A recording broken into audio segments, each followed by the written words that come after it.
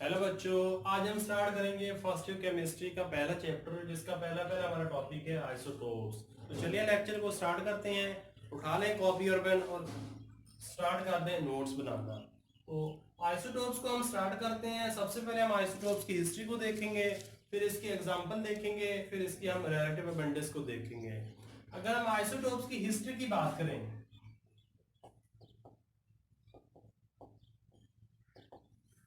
Isotopes की अगर हम हिस्ट्री की बात करें तो हमारे दो थियरीज इसकी हिस्ट्री को एक्सप्लेन करती हैं। सबसे पहले हम देखते हैं Dalton atomic theory.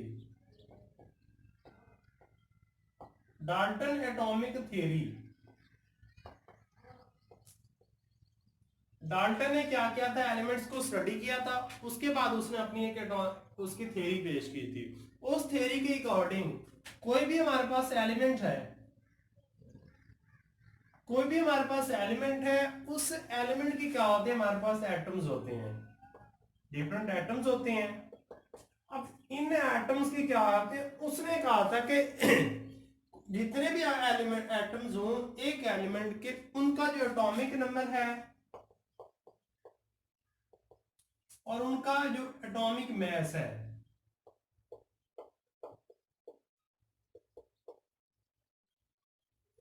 Atomic number हो या एटॉमिक मास हो, वो क्या होते हैं, उसने कहा था अपनी थ्योरी में कि ये होता है सेम। ये थी हमारे पास डाल्टन की थ्योरी। लेकिन बाद में एलिमेंट्स के ऊपर और रिसर्च की गई, इनके ऊपर स्टडी की गई, तो बाद में ये साबित हुआ कि एलिमेंट क्या होते हैं, डिफरेंट एटम्स होते हैं। एलिमेंट्स के क्या होते हैं, डिफरेंट एटम्स होते हैं, डिफरेंट एटम्स होते हैं।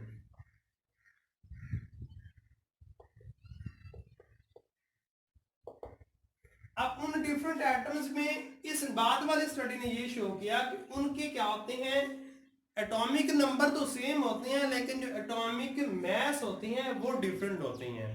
तो बाद वाली स्टडी ने क्या किया, इस डाल्टन की थ्योरी को रिजेक्ट कर दिया, रिजेक्ट कर दिया। तो इसमें क्या हुआ कि उस वक्त इस आइसोटोप्स का कॉन्सेप्ट दिया गया। अब इसको हम प्रॉपर स्टार्ट करते हैं। प्रॉपर स्टार्ट, इसकी डेफिनेशन देखते हैं, उसके बाद इसके हम एग्जांपल देखेंगे कि देन इसकी हम इसकी रिलेटिव अबंडेंस को भी देखेंगे। तो इसकी डेफिनेशन स्टार्ट करते लिखना कि atoms of an element, of an element, एक एलिमेंट के जो डिफरेंट एटम्स हैं, atoms of an element having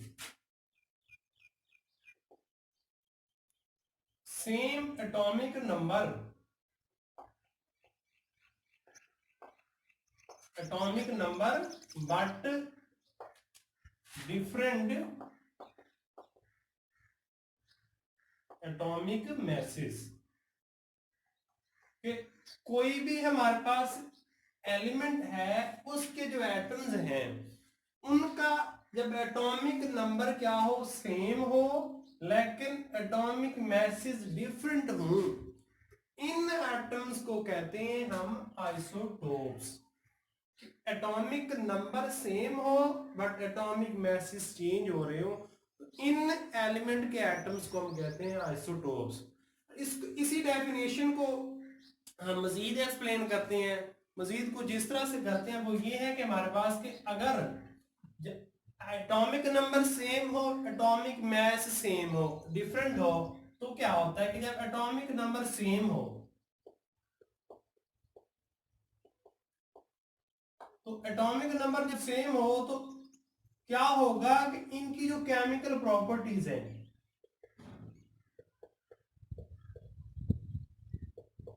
और इनकी जो पोजीशन है पीरियोडिक टेबल में,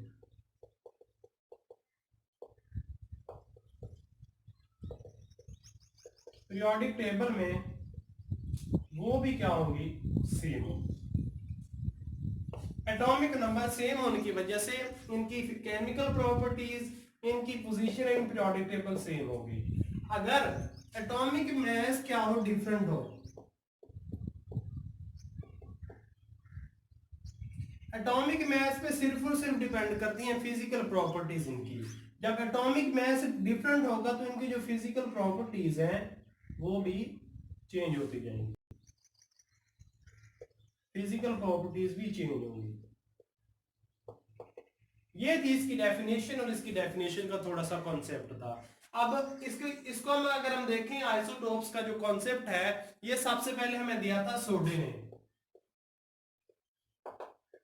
सोडे हमारे पास एक साइंटिस्ट था, उसने क्या किया, एलिमेंट्स को स्टडी करके उसने आइसोटोप्स का कॉन्सेप्ट दिया, उसने आइसोटोपी को एक्सप्लेन किया। आइसोटोपी बिल्कुल यही है कि atoms of an element having same atomic number but different and same position in periodic table but different atomic masses, this phenomena is called isotopy। ये आइसोटोपी का हमारे पास फिनोमिना है। ये इसका थोड़ा सा इंट्रोडक्शन और कॉन्सेप्ट था। अगर हम इसके एग्जांपल की बात करें, डिफरेंट एलिमेंट्स हैं, उनके डिफरेंट आइसोटोप्स होते हैं। एग्जांपल की अगर हम बात करें तो क्या है कि हमारे पास हाइड्रोजन, हाइड्रोजन के हमारे पास 3 आइसोटोप्स हैं, कार्बन के हमारे पास 3 आइसोटोप्स हैं, ऑक्सीजन के हमारे पास 3 आइसोटोप्स हैं। उसके अलावा हमारे पास कैडमियम, कैडमियम के भी हमारे पास 6 आइसोटोप्स हैं। एंड हमारे पास जो टिन है, टिन के हमारे पास 11 आइसोटोप्स हैं। ये इसकी कुछ एग्जांपल। इसके अलावा और भी हमारे पास बहुत सारे एलिमेंट्स हैं जिनको आइसोटोप्स है। सॉरी, तो यहाँ पे हमने ये इसका थोड़ा सा इसके इंट्रोडक्शन भी देख लिया और इसकी एग्जांपल भी देख ली। अब हम जा रहे हैं आइसोटोप्स की रिलेटिव अबंडेंस की तरफ।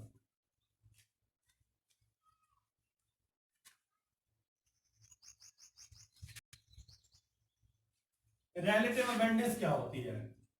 अगर हम रिलेटिव अबंडेंस को देखें कि रिलेटिव अबंडेंस का मतलब ये है कि ये आइसोटोप्स नेचर में कितनी परसेंटेज में पाए जाते हैं, कितने नंबर में या कितनी अमाउंट में पाए जाते हैं, इसको हम कहते हैं आइसोटोप्स की रिलेटिव अबंडेंस।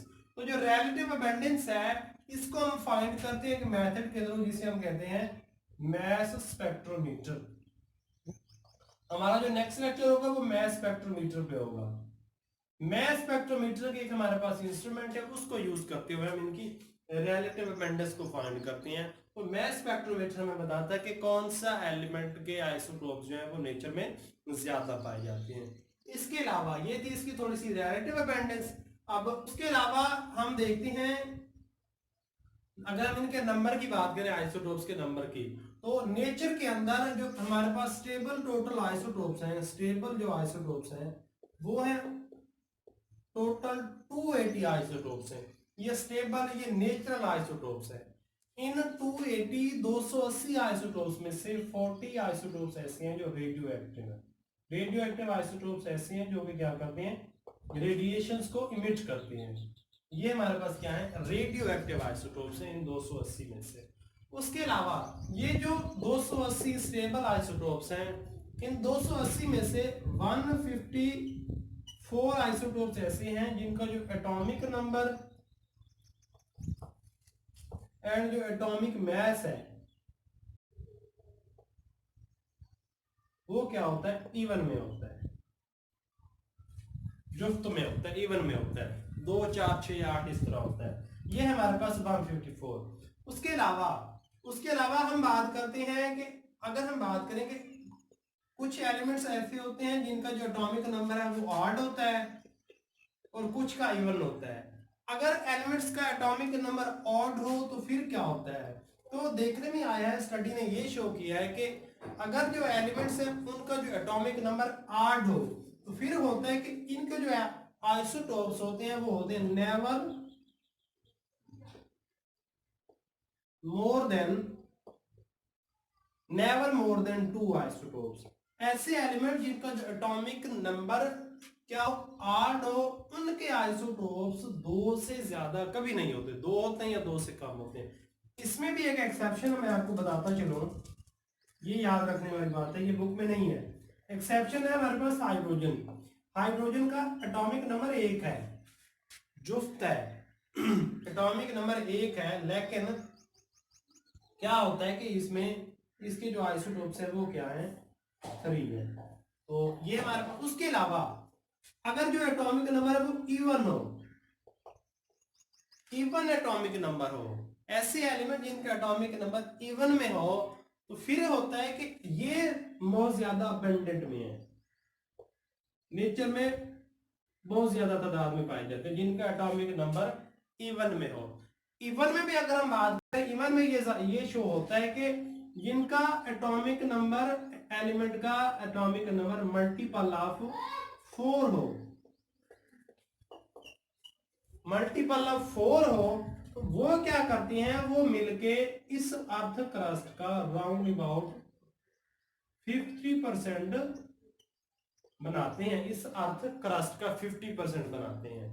ये है इसके। उसके एग्जांपल अगर हम देखें तो एग्जांपल में हमारे पास है जैसे ऑक्सीजन है, 16 है, मैग्नीशियम है हमारे पास, सिलिकॉन है, और भी हमारे पास काफी सारे हैं। ये क्या है कि इनका जो एटॉमिक नंबर है वो मल्टीपल ऑफ 4 है।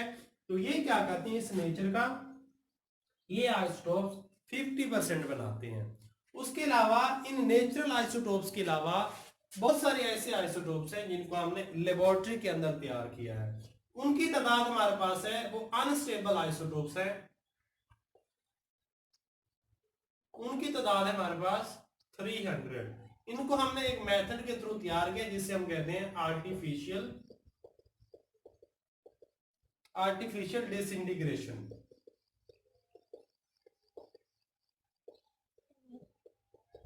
आर्टिफिशियल डिसइंटीग्रेशन मेथड के थ्रू हमने इन अनस्टेबल आइसोटोप्स को तैयार किया है।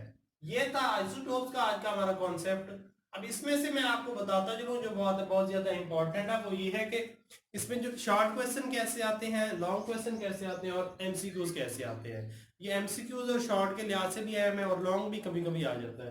तो इसमें लॉन्ग तो सिंपल इसकी कॉम्प्लेक्स स्टेटमेंट नहीं होती, शॉर्ट में ये आता है कि पहला शॉर्ट क्वेश्चन आता है कि what are isotopes, give at least 2 example.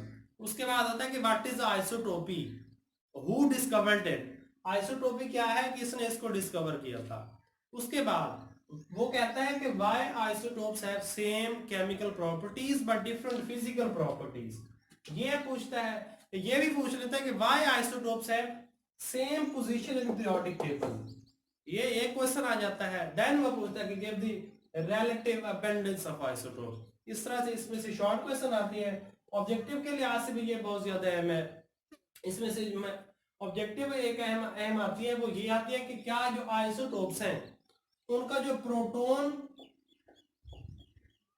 Plus जो इलेक्ट्रॉन नंबर है वो पूछता है क्या ये कांस्टेंट रहता है, ये चेंज होता है। तो आपको पता होना चाहिए कि प्रोटॉन प्लस जो इलेक्ट्रॉन नंबर है वो चेंज नहीं होता, वो सेम रहता है, कांस्टेंट रहता है।